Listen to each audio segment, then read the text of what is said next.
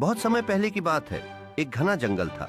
उस जंगल में कई जानवर रहते थे, लेकिन सबसे शरारती जानवर था मंटू बंदर।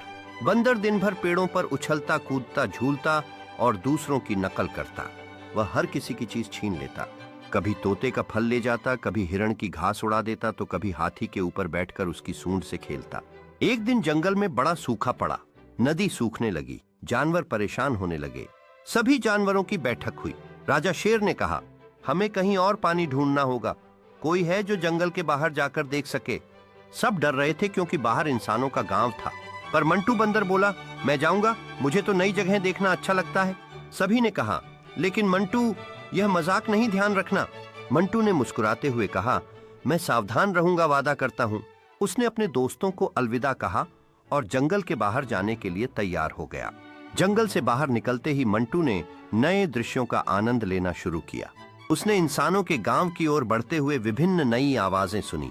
जब वह गांव के करीब पहुंचा तो उसे महसूस हुआ कि वहां बहुत से लोग। बंदर खुशी खुशी चल पड़ा। वह पेड़ों से पेड़ों पर छलांग लगाता हुआ जंगल के बाहर पहुंचा। उसने देखा एक खेत में पानी का बड़ा कुआं था, पर वहीं किसान बैठा था। बंदर को तरकीब सूझी। उसने खेत के किनारे झाड़ियां हिलानी शुरू कर दी। किसान उधर देखने लगा।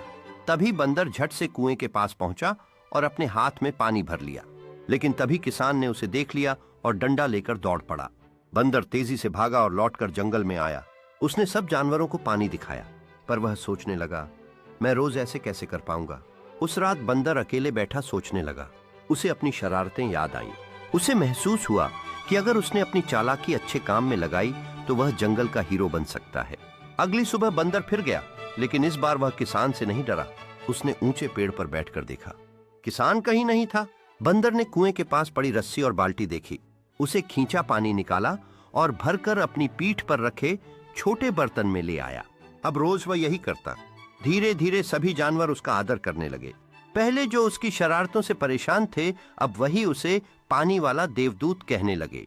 एक दिन शेर ने उसे बुलाया और कहा, बंदर, आज से तुम जंगल के मंत्री हो। तुम्हारी बुद्धि और हिम्मत ने सबकी जान